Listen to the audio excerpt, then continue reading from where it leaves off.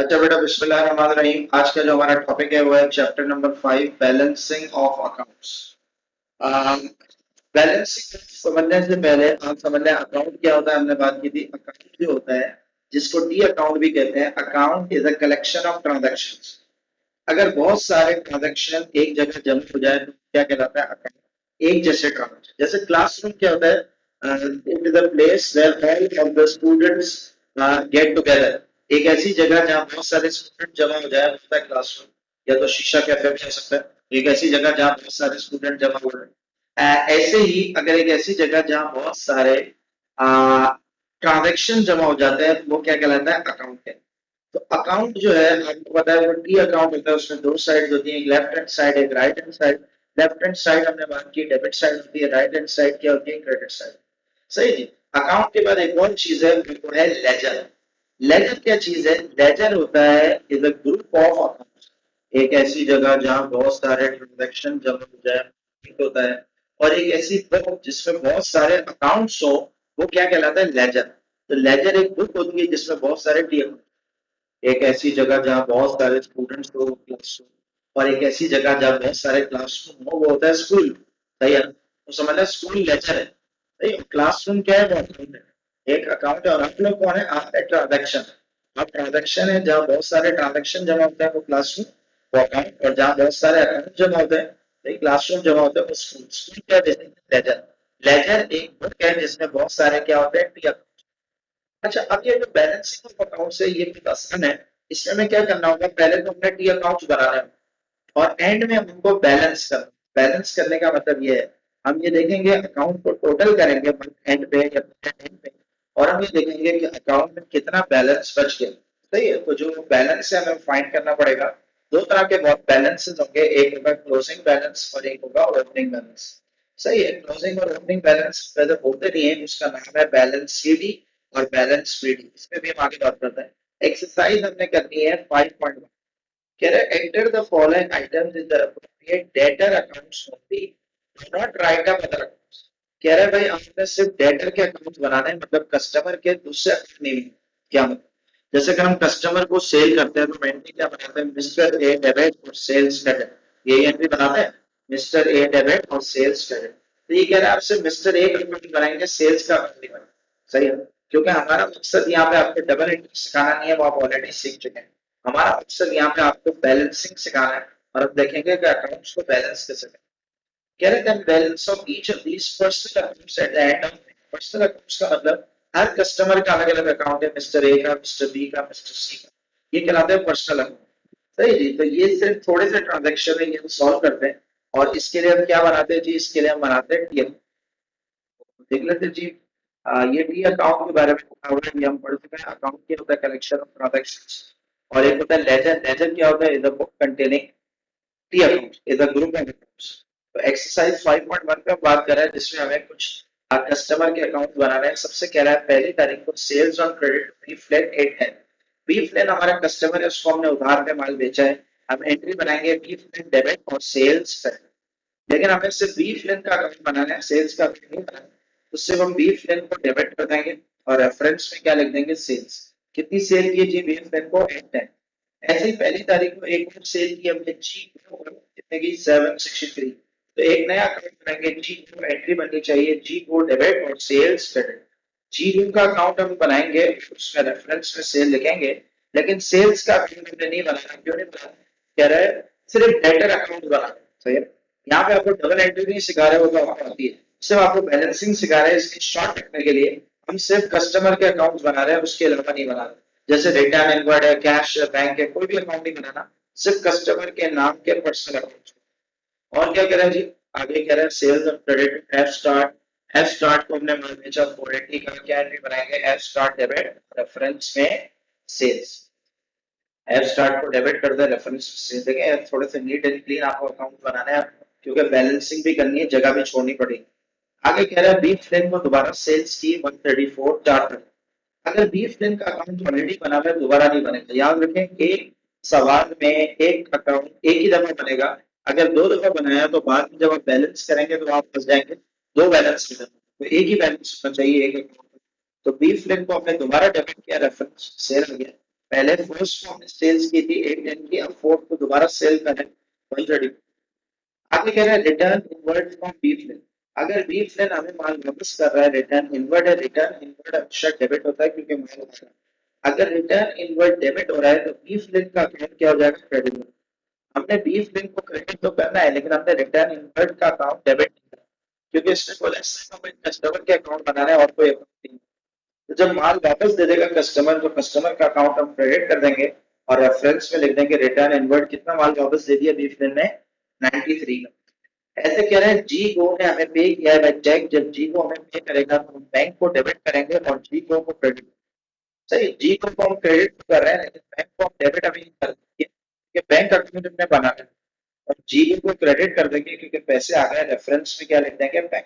तो ये आपको पता लग रहा है जरूरी नहीं है कि डबल एंट्री बनाने के लिए हर बार हम दो अकाउंट खोलें।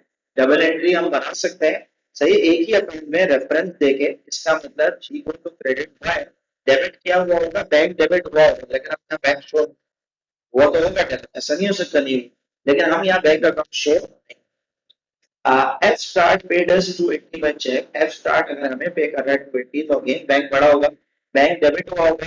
एफ स्टार्ट का अकाउंट हम क्या कर देते हैं, क्रेडिट कर देंगे। एफ स्टार्ट को क्रेडिट कर देंगे क्योंकि उसने पैसे दे दिए, रेफरेंस में लिख देंगे बैंक, बैंक का अकाउंट खोलने की जरूरत। B Flynn paid us 500 by cash. अगर बी फ्लिन हमें दे रहा है तो हमारा कैश, कैश अकाउंट डेबिट करेंगे और बी का अकाउंट क्या करेंगे, कैश को डेबिट किया होगा उसके इफ देन को क्रेडिट करना, रेफरेंस में क्या आ जाएगा, कैश। आखिरी बात sales and credit F start. आगे कह रहा है बेटा sales and credit to F start. F start को हमने दोबारा माल बेचा है कितने का, 240 का, तो हम क्या करेंगे, एफ स्टार्ट डेबिट और सेल्स क्रेडिट। तो देखिए एफ स्टार्ट का अकाउंट हम डेबिट कर देते हैं, रेफरेंस में लिख देते हैं सेल्स। सही बेटा, तो हमने क्या किया 5.1 में सारे टी अकाउंट बना लिए। ये कोई नई बात नहीं थी सर, ये तो हम पहले भी पढ़ चुके हैं चैप्टर समझ में हमने ये। अब नई बात क्या है भाई, नई बात ये है कि अब हमने इन अकाउंट्स को क्या करना है बेटा, अब हमने इनको बैलेंस क्या करना है जी, बैलेंस। अब जरा सीखें बैलेंसिंग कैसे होती है। देखिए ये अकाउंट है, आपको पता है ये जो लेफ्ट हैंड साइड है ये है डेबिट साइड, ये जो राइट हैंड साइड है ये क्या है, क्रेडिट साइड। अब हमने क्या करना है, अब हमने टोटल करना है। टोटल ऐसे करते हैं जैसे बचपन में सम्स करते थे, एक लाइन ऊपर लगाएंगे और दो लाइनें नीचे। ये जो लाइन लगाना ये कहलाता है रूल ऑफ, सही, RULE rule of. Rule of का मतलब इसको टोटल कर। अच्छा आप टोटल करें, जो बड़ी साइड आ रही है वो आ रही है हमारे पास डेबिट साइड, और क्रेडिट साइड अगर आप देखें छोटी आ रही है, वही 93 आ रही है, डेबिट साइड बड़ी आ रही है, तो डेबिट साइड को टोटल करते हैं, पहले हमारा 940, सही जी। और यहाँ पे थोड़ी जगह छोड़नी है, दो लाइन्स छोड़नी है टोटल करने से पहले। ये जो 944 आ रही है बड़ी साइड आ रही है डेबिट, जो बेटा बड़ी साइड आएगी क्रेडिट साइड, उसको हम दोनों जगहों पे लिख देंगे 940। डेबिट साइड तो ऑलरेडी 944 है लेकिन क्रेडिट साइड तो 944 है नहीं। अब इसको क्या करना पड़ेगा, इसको 944 बनाना है। इसको 944 बनाने के लिए एक फिगर यहाँ इंसर्ट करना पड़ेगा। कैसे, 944 में से अगर हम ये 593 माइनस करें, 944 में से अगर ये दोनों माइनस करें, जो बच जाएगा वो क्लोजिंग बैलेंस है। और ये जो क्लोजिंग बैलेंस है ये मंथ एंड पे आएगा, कौन सा महीना में, डेट डालेंगे 31 में।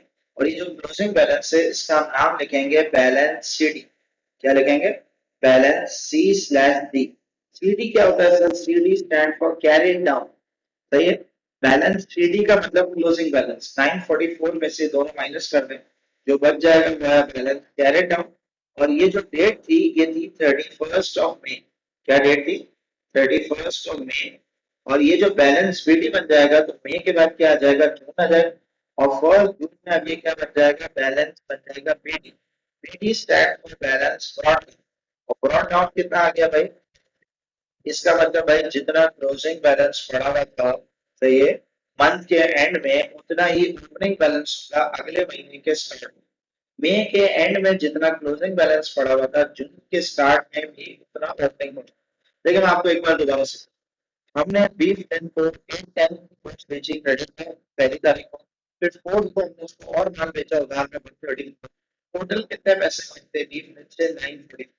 944 में से 93 की कुछ क्वालिटी थी उसने हमें वापस कर दी। 944 में से 93 माइनस कर दें, वो पैसे हमें नहीं देंगे।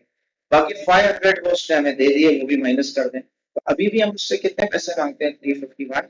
ये क्लोजिंग बैलेंस कहलाता है, लेकिन एग्जाम में क्लोजिंग बैलेंस नहीं लिखते, हम लिखते हैं बैलेंस C/D। सही, CD stand for carried down.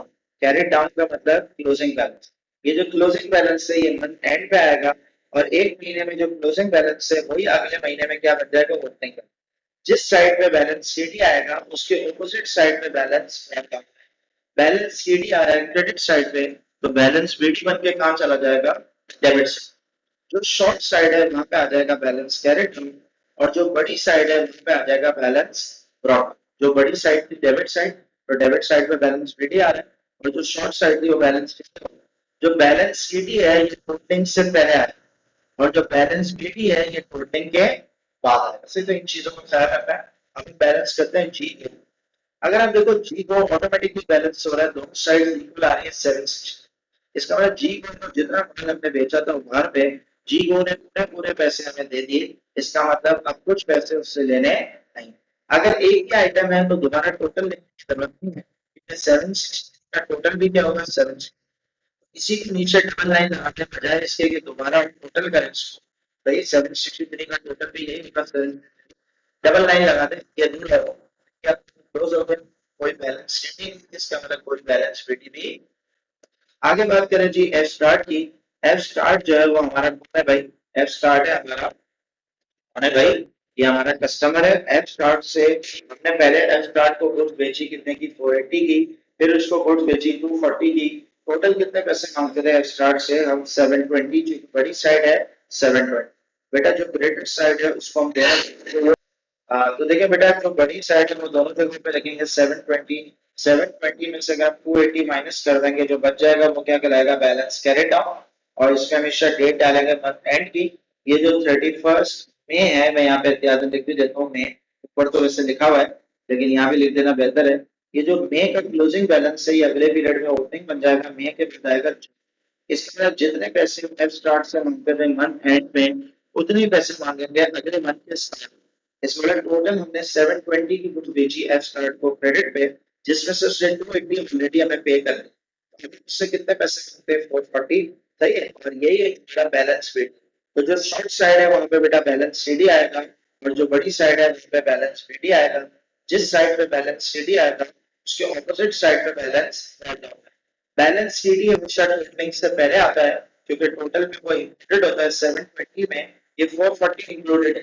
लेकिन जो बैलेंस बीडी है, अगर आप देखो डेबिट साइड पे, ये इंक्लूडेड नहीं है इसके अंदर, 720 के बाद 440।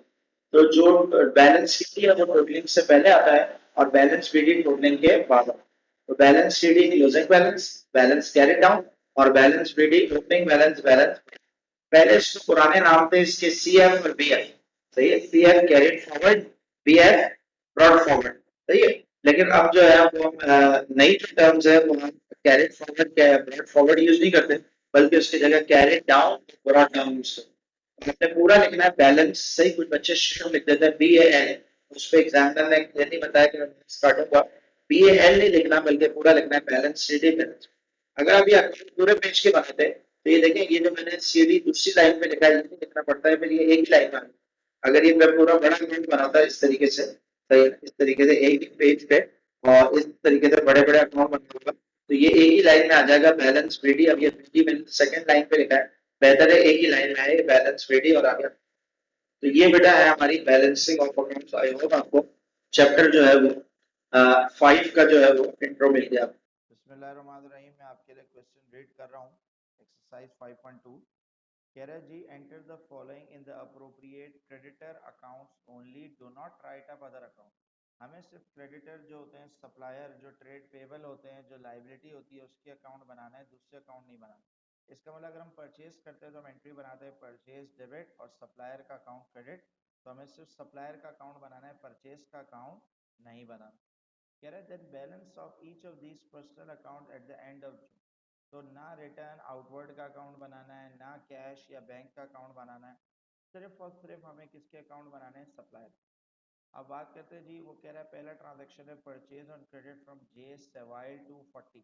जब हम परचेज करेंगे उधार पे तो परचेज अकाउंट डेबिट होगा, और जे सवाइल हमारे लिए बेसिकली सप्लायर है। सप्लायर है हमारे लिए लाइबिलिटी, और लाइबिलिटी का अकाउंट क्या होगा, क्रेडिट। तो मैं एक अकाउंट बना रहा हूँ जे सेवाइल का, और जे सेवाइल लाइबिलिटी है, लाइबिलिटी जब बढ़ती है तो क्रेडिट होती है। तो जे सेवाइल को मैं क्रेडिट करूंगा, रेफरेंस में मैं लिखूंगा परचेज, क्योंकि जे सेवाइल से मैंने उधार पे माल खरीदा है। आगे कह रहा है पी टॉट से माल खरीदा है 390, इसमें भी यही एंट्री बनाएंगे, परचेज अकाउंट डेबिट पी टॉट क्रेडिट। परचेज अकाउंट बनाना नहीं है, सिर्फ पी टॉट का अकाउंट बना लेते हैं और उसमें रेफरेंस में परचेज लिख देते हैं, परचेज का अकाउंट हमें नहीं बनाना, क्योंकि डबल एंट्री तो हम पढ़ चुके हैं, वो सिर्फ हमें जो है वो बैलेंसिंग सिखाने की कोशिश कर रहा है, इसलिए जो है वो इसने बोला है कि आप वो वाला हटा दें। कह रहा है purchase on credit from P taught, देखें पी टॉट को एक और हमने माल खरीदा है पी टॉट से, तो पी टॉट का दूसरा अकाउंट नहीं बनाना, उसी अकाउंट में ये एंट्री भी बना लेंगे थर्ड को।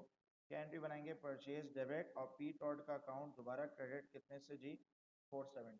तो एक बार हमने परचेज की थी 1 जून में, फिर दोबारा परचेज की उधार पे 3 जून, और जे मेहान से परचेज किया 1450, तो जे मेहान का हम अकाउंट एक और खोल देते हैं, और जब उधार पे माल खरीदेंगे तो लाइबिलिटी क्या हो जाएगी जी, बढ़ जाएगी। लाइबिलिटी बढ़ेगी तो वो क्या होगी जी, क्रेडिट होगी।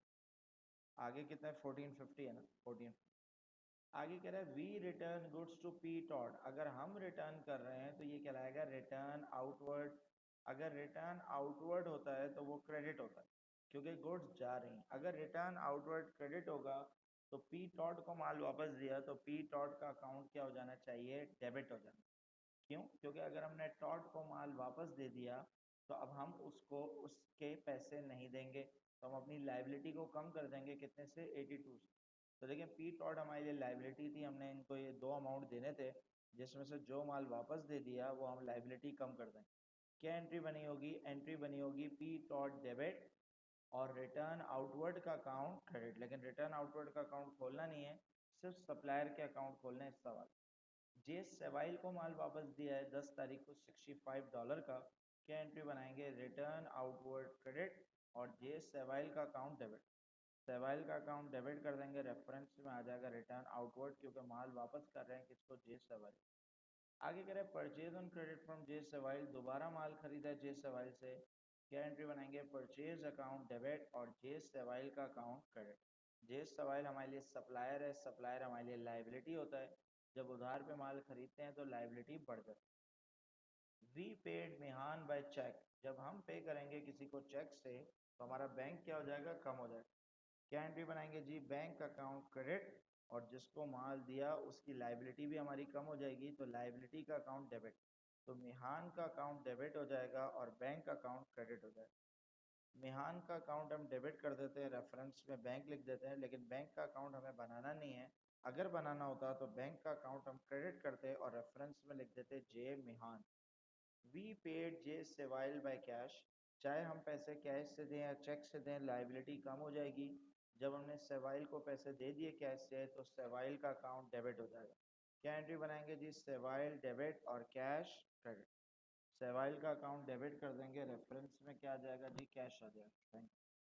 सेवाइल का अकाउंट डेबिट कर दें, रेफरेंस में कैश, यार है सेवाइल डेबिट और कैश क्रेडिट। आगे कह रहा है we return goods to P Tott, हम माल वापस दे रहे हैं टॉट को, तो ये रिटर्न आउटवर्ड है।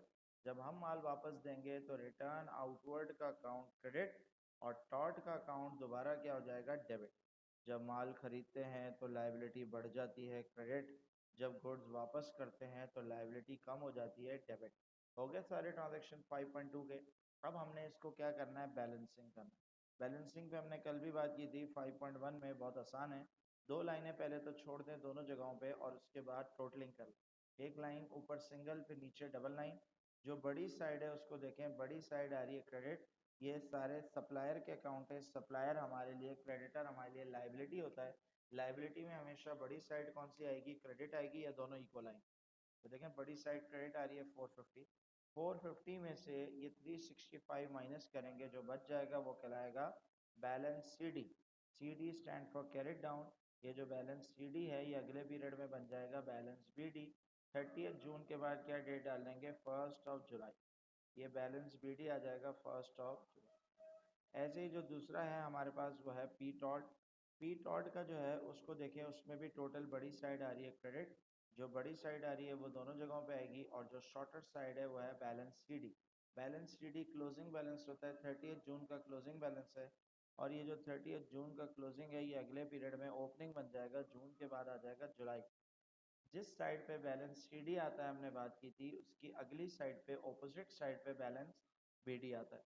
बैलेंस कैरेड डाउन टोटलिंग से पहले आता है और बैलेंस ब्रॉट डाउन टोटलिंग के बाद आता है। बैलेंस सीडी क्लोजिंग बैलेंस होता है, बैलेंस बीडी ओपनिंग बैलेंस होता है। बैलेंस सीडी मंथ एंड का होता है और बैलेंस बीडी अगले मंथ का स्टार्ट होता है। जिस डेट को बैलेंस सीडी एंड होगा उसके अगले दिन बैलेंस बीडी स्टार्ट होता है। जी मिहान, अगर आप देखें ऑटोमेटिकली बैलेंस हो रहा है, मतलब जब हमने पहले उससे उधार पे माल खरीदा था, अब हमने उसको पूरे पैसे दे दिए, हमारे ऊपर कोई लाइबिलिटी नहीं है। तो ये हमारी एक्सरसाइज कंप्लीट हो गई 5.2। अच्छा जी, एक और एक्सरसाइज है हमारे पास और वो है 5.5, उसको हम देखते हैं। कह रहे हैं enter the following in the personal account that is creditor and debtor accounts only. सही, अगेन हमें सारे अकाउंट नहीं बनाने, sale, purchase, cash, bank, return inward, return outward नहीं, सिर्फ सप्लायर और कस्टमर के अकाउंट बनाने हैं। Do not write up other account. Balance of each personal account at the end of the month. After completing this, state which of the balance represent debtor and which represent creditor. कह रहे हैं account सारे बना लो, फिर and में ये भी बताओ कि कौन सा कस्टमर है और कौन सा सप्लायर। आसान है जी, देखते हैं। पहले में कह रहा है सारे ट्रांजैक्शन 2015 सितंबर के हैं। सेल्स ऑन क्रेडिट टू जेबी। तो ये जब हम सेल्स करते हैं क्रेडिट पे, तो सेल्स का अकाउंट तो हमेशा क्रेडिट होता है, चाहे कैश सेल हो चाहे credit sale. Sales account credit होता है, तो जो कस्टमर है वो है जेबी, कस्टमर का अकाउंट क्या हो जाएगा, डेबिट हो जाएगा। क्या एंट्री बनाएंगे जी, कस्टमर का अकाउंट डेबिट, जेबी कस्टमर है, जेबी का अकाउंट डेबिट और सेल्स का अकाउंट क्रेडिट।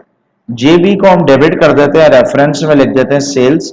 सेल्स का अकाउंट बनाने के लिए यहां मना किया है, सिर्फ और सिर्फ हम क्या करेंगे, हम कस्टमर का अकाउंट बनाएंगे, दूसरे अकाउंट हमने नहीं बना। आगे कह रहा है हमने, सही जी, आगे कह रहा है टी डे को हमने माल बेचा है 630 का। टी डे कौन है भाई, हमारे लिए कस्टमर है, तो क्या एंट्री बनाएंगे, टी डे का अकाउंट डेबिट और सेल्स का अकाउंट क्रेडिट। सेल्स हमेशा क्रेडिट होता है क्योंकि गुड्स जा रही हैं, और जो कस्टमर है उसका अकाउंट क्या हो जाएगा, डेबिट हो जाएगा, और कस्टमर को हम डेबिट कर देंगे।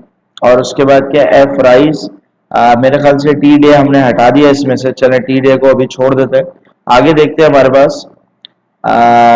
अच्छा, अब देखें ये क्वेश्चन मैंने थोड़ा सा सीक्वेंस इसके आगे पीछे किए, शायद इसलिए कि भाई क्लास में टाइम पे क्वेश्चन कंप्लीट हो जाए। मैंने सबसे पहले जेबी का अकाउंट बनाया है और एक कस्टमर का अकाउंट उठाया जेबी और एक सप्लायर का अकाउंट उठाया एफ राइज। तो पहले हम एक काम करते हैं, जेबी और एफ राइज के अकाउंट बना लेते हैं, फिर बाकी इस सीक्वेंस पे हम और अकाउंट बना रहे हैं। तो जेबी के बाद हम देख रहे हैं एफ राइज, हमने परचेज किया है किससे, एफ राइज से 510 है ना। तो जब हम परचेज करेंगे उधार पे यार, क्या एंट्री बनाएंगे, हम एंट्री बनाएंगे परचेज अकाउंट डेबिट, और एफ राइज सप्लायर है उसका अकाउंट क्या हो जाएगा, क्रेडिट हो जाएगा। तो सप्लायर का अकाउंट हम क्रेडिट कर देते हैं, रेफरेंस में क्या आ जाएगा, परचेज। सही है, परचेज अकाउंट डेबिट हुआ होगा और सप्लायर का अकाउंट क्या हो जाएगा, क्रेडिट। तो एफ राइज का अकाउंट क्रेडिट करेंगे, रेफरेंस में परचेज। तो पहले हम ये कर रहे हैं कि जे बी और एफ राइज के जो ट्रांजेक्शन है वो देख रहे हैं, बाकी बाद में देखेंगे। टी डे को अगर हम छोड़ दें भी, purchase on credit from F rise, देखो दोबारा माल खरीदा एफ राइज से, कितने का, 92 का। क्या एंट्री बनाएंगे, परचेज डेबिट, और एफ राइज का अकाउंट दोबारा क्रेडिट होगा कितने से, 92। सही जी। और आगे क्या कह रहा है, आगे हम बना रहे हैं रिटर्न इनवर्ड। टी डे अभी हमने नहीं बनाया, इसको भी छोड़ो, एंड में देखते हैं। We return goods to F Rise. यार जब हम सप्लायर को माल वापस देते हैं, ये होता है रिटर्न आउटवर्ड। क्या एंट्री बनाते हैं जी, रिटर्न आउटवर्ड का अकाउंट क्रेडिट और एफ राइज का अकाउंट डेबिट। तो एफ राइज सप्लायर है, उसका अकाउंट डेबिट हो जाएगा, रेफरेंस में आ जाएगा रिटर्न आउटवर्ड। सही जी। एफ राइज का अकाउंट क्रेडिट और रिटर्न आउटवर्ड का अकाउंट डेबिट। आगे कह रहा है we paid D Blue by cheque. D Blue अभी हम नहीं बना रहे, जे बी जो है वो हम बना रहे हैं। क्या कह रहा है, J B paid us by cheque. अगर जे बी हमें पैसे दे रहा है तो ये क्या होगा, बैंक डेबिट और जे बी का अकाउंट क्रेडिट। बैंक डेबिट होगा और जे बी का अकाउंट क्रेडिट होगा। अभी हमने सिर्फ जे बी का अकाउंट बनाना है और रेफरेंस में लिख देंगे बैंक, बैंक का अकाउंट नहीं बनाना। एफ राइज का एक और ट्रांजेक्शन है, we paid F Rise by cheque. हम एफ राइज को पे कर रहे हैं चेक से, जब हम सप्लायर को पेमेंट देंगे तो क्या एंट्री बनाएंगे, बैंक क्रेडिट और एफ राइज का अकाउंट डेबिट। तो एफ राइज का अकाउंट डेबिट करेंगे, रेफरेंस में आ जाएगा बैंक, क्योंकि जब हम सप्लायर को पेमेंट करते हैं तो हमारी लायबिलिटी क्या हो जाती है, कम हो जाती है। आगे दोबारा जे बी आ गया, J B paid us by cash. J B हमें पे कर रहा है कैश से, तो क्या एंट्री बनाएंगे जी, कैश अकाउंट डेबिट और जे बी का अकाउंट क्रेडिट। जे बी का अकाउंट क्रेडिट कर देंगे, रेफरेंस में आ जाएगा कैश। तो मैंने क्या किया है, मैंने अब बेटा मैं क्या कर रहा हूँ, पहले मैं ये जो दो अकाउंट है इनको बैलेंस कर रहा हूँ। एक कस्टमर का अकाउंट बनाया मैंने जेबी और एक सप्लायर का अकाउंट बनाया एफ राइस। पहले इनकी बैलेंसिंग कर लेते हैं, बाकी जो रह गए वो हम एंड में करते हैं। अगर आप देखें, पहले हमारे पास है जेबी और एफ राइस। जेबी कस्टमर है, कस्टमर में हमेशा बड़ी साइड कौन सी होती है, डेबिट होती है, कि कस्टमर जो है वो हमारे लिए रिसीवेबल होता है, एसेट होता है। बड़ी साइड आ रही है 520, 520 दोनों जगहों पे लिखेंगे। 520 में से ये दोनों माइनस कर देंगे, जो बच जाएगा वो क्या कहलाएगा, balance carried down. Month and हो रहा है 30 सितंबर में, तो सितंबर ऊपर लिखा हुआ है, मैंने 30 लिख दिया। जो बैलेंस सीडी आ गया वो आ गया 40। आप थोड़ा सा बड़ा अकाउंट बनाएंगे ताकि बैलेंस सीडी एक ही लाइन में आ जाए। ये जो बैलेंस कैरिड डाउन है ये अगले पीरियड में बैलेंस ब्रॉट डाउन बन जाएगा, और 30th के बाद, सितंबर के बाद फर्स्ट ऑफ आ जाएगी अक्टूबर। फर्स्ट अक्टूबर में बैलेंस बीडी आ गया, ओपनिंग बैलेंस। मतलब क्या है यार, मतलब ये है, हमारा कस्टमर है जेबी, हमने उसको माल बेचा 520 का उधार पे, जिसमें से 400 उसने हमें दे दिए और 80 और दे दिए। 400 चेक दिया और 80 कैश दिया। टोटल 520 में से 480 तो हमें मिल गए। अभी हम उससे और कितने पैसे मांगते हैं, 40। जो हम उससे मांगते हैं 40, यही अगले पीरियड का हमारा ओपनिंग बैलेंस बन जाए। ऐसे एफ राइस को देखो, एफ राइस कौन है हमारा, एफ राइस है हमारा कस्टमर, सॉरी एफ राइस है हमारा सप्लायर। सप्लायर लाइबिलिटी होता है, लाइबिलिटी में हमेशा बड़ी साइड कौन सी होगी, क्रेडिट। जो बड़ी साइड है वो दोनों जगहों पे आएगी, और जो शॉर्टर साइड है वहां पे आ जाएगा बैलेंस सीडी। 602 में से 312 माइनस कर देंगे, जो बच जाएगा वो है बैलेंस सीडी। और ये जो बैलेंस सीडी बच गया 290, अगले पीरियड में बन जाएगा बैलेंस बीडी। 30th के बाद डेट डालेंगे हम, सितंबर के बाद 1 अक्टूबर, ये आ गया बैलेंस बीडी। अब इसकी लॉजिक समझे, हमने पहले माल खरीदा उधार पे 510, फिर खरीदा 92। टोटल कितना माल खरीद चुके हैं अभी तक, 602। 602 में से 12 की गुड्स हमने रिटर्न कर दी और $300 दे दिए। अब अभी हमें और कितने पैसे देने, 290। तो हमारी लाइबिलिटी है 290, हमने और पैसे भी देने। जो पैसे देने वो हमारे लिए क्या होती है जी, लाइबिलिटी। अब आप देखें हमारे पास कुछ और सब वो रह गए ट्रांजेक्शन। एक हमारे पास आ रहा है डी ब्लू के नाम से सप्लायर आ रहा है, और एक आ रहा है हमारे पास टी डे के नाम से। तो मैंने क्या किया है, मैंने जो है वो इनको अलग अलग बनाने की कोशिश की है, ताकि आपको पता चले कि अगर हमें जो है वो अलग अलग बनाना हो, जैसे वो कहता है सिर्फ एक बंदे का अकाउंट बनाओ, तो हम ट्रांजेक्शन क्या करेंगे, पिक करेंगे। कैसे करेंगे, इसलिए मैं करवा रहा हूँ। अब देखें डी ब्लू की बारी आई, और अब मैं डी ब्लू की बात कर रहा हूँ। मैंने परचेज किए क्रेडिट पे डी ब्लू से, तो पहले डी ब्लू के ट्रांजेक्शन देख लेते हैं। जब मैं परचेज करूंगा डी ब्लू से, तो क्या एंट्री बनाऊंगा मैं एंट्री बनाऊंगा परचेज अकाउंट डेबिट और डी ब्लू का अकाउंट क्रेडिट। तो देखिए परचेज अकाउंट तो नहीं बनाना, डी ब्लू का अकाउंट बनाना है। डी ब्लू का अकाउंट क्रेडिट हो जाएगा, क्योंकि सप्लायर है, सप्लायर लाइबिलिटी होता है। लाइबिलिटी को क्रेडिट कर देंगे, रेफरेंस में क्या आ जाएगा, परचेज। क्या एंट्री बनाएंगे जी, परचेज डेबिट और डी ब्लू का अकाउंट क्रेडिट। और देखें डी ब्लू से रिलेटेड और कोई ट्रांजेक्शन है, कह रहा है जी वी पे डी ब्लू का चेक। अच्छा बेटा हम डी ब्लू का अकाउंट बना रहे हैं, एक और ट्रांजैक्शन हमने पकड़ा है डी ब्लू का। वो कह रहा है हमने पे किया डी ब्लू को बाय चेक। जब हम डी ब्लू को पैसे देंगे तो क्या एंट्री बनाएंगे भाई, डी ब्लू का अकाउंट डेबिट और बैंक क्रेडिट। बैंक क्रेडिट क्यों होगा, क्योंकि पैसे जा रहे हैं, और डी ब्लू हमारे लिए सप्लायर है। सप्लायर कौन होता है जी, लाइबिलिटी। जब हम लाइबिलिटी को पे ऑफ कर देंगे तो लाइबिलिटी क्या हो जाएगी, डेबिट हो जाएगी। तो डी ब्लू का अकाउंट डेबिट कर दें, रेफरेंस में क्या आ जाएगा, बैंक। दोनों साइड्स क्या हो गई, इक्वल हो गई। ये बन गया डी ब्लू का अकाउंट। नेक्स्ट क्या है भाई हमारे पास, नेक्स्ट एक और अकाउंट बना रहा हूं मैं टी डे का। अब ढूंढो टी डे के ट्रांजैक्शन कौन से। सेल्स हमने की है टी डे को। जब हम सेल्स करेंगे कस्टमर को, एंट्री क्या बनाएंगे, सेल्स अकाउंट क्रेडिट और कस्टमर का अकाउंट डेबिट। तो टी डे का अकाउंट डेबिट हो जाएगा, रेफरेंस में मैं क्या लिख दूंगा, सेल्स। टी डे डेबिट हो रहा है किसकी वजह से, सेल्स की वजह से। अब ढूंढे टी डे के ट्रांजैक्शन और कौन से। दोबारा सेल्स की है टी डे को 640 की, दोबारा क्या करेंगे, कस्टमर डेबिट और सेल्स क्रेडिट।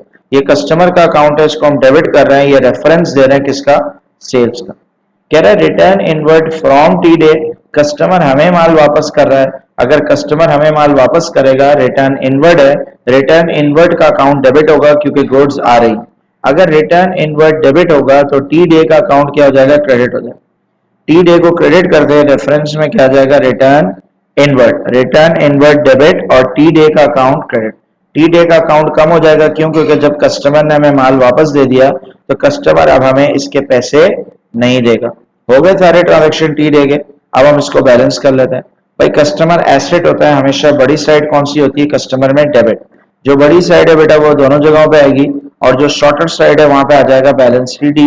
1270 में से 190 माइनस कर देंगे, जो बच गया वो है बैलेंस शीट डी 1080।